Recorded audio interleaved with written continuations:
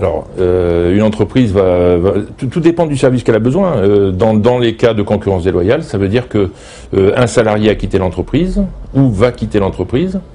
Il a un contrat de non-concurrence et donc il faut simplement vérifier son emploi du temps pendant ses heures de travail. C'est là où l'on doit respecter justement entre ses heures de travail et non pas dans sa vie privée, parce que là ça rentre ensuite dans le non-respect de sa vie privée.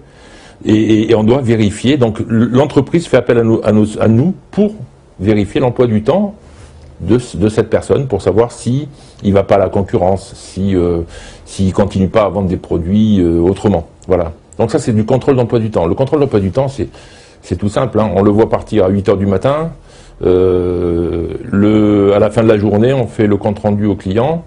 8h10 il est arrivé à tel endroit, 11h il est rentré à tel endroit, midi il est allé au restaurant, et puis on n'en parle plus jusqu'à 14h, et à 14h on reprend, il est allé dans une autre boîte, etc. etc.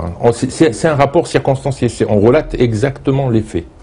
Donc la filature est discrète, confidentielle évidemment, on n'interfère pas dans la vie privée, je le répète, mais on ne va pas non plus rentrer dans un appartement où il se trouve pour écouter ce qui se passe, pour mettre des caméras, c'est peut-être Burma qui le faisait encore, je crois pas qu'il faisait comme ça. Il avait juste l'arme que nous on n'a pas droit à ça.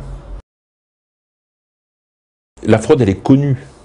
Lorsqu'on fait appel à mes services, on sait ce qui se passe. On va pas me dire...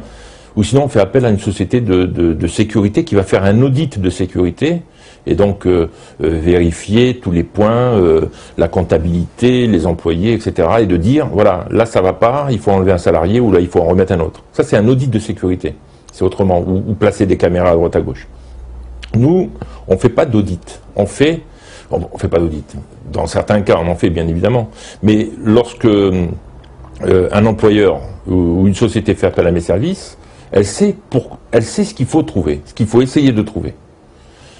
Et suivant donc l'entretien qu'on a eu évidemment avec le responsable, on prépare un devis et on soumet ce devis avec notre chemin qu'on devrait entreprendre pour essayer de trouver cette fraude.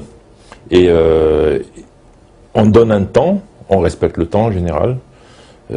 C'est souvent facturé à la semaine. Il y a des forfaits, évidemment. Et voilà. Oui, alors la police et la gendarmerie, elles nous aident beaucoup dans ces affaires-là. La gendarmerie, ce sont des gens, ce sont des militaires, donc ils ont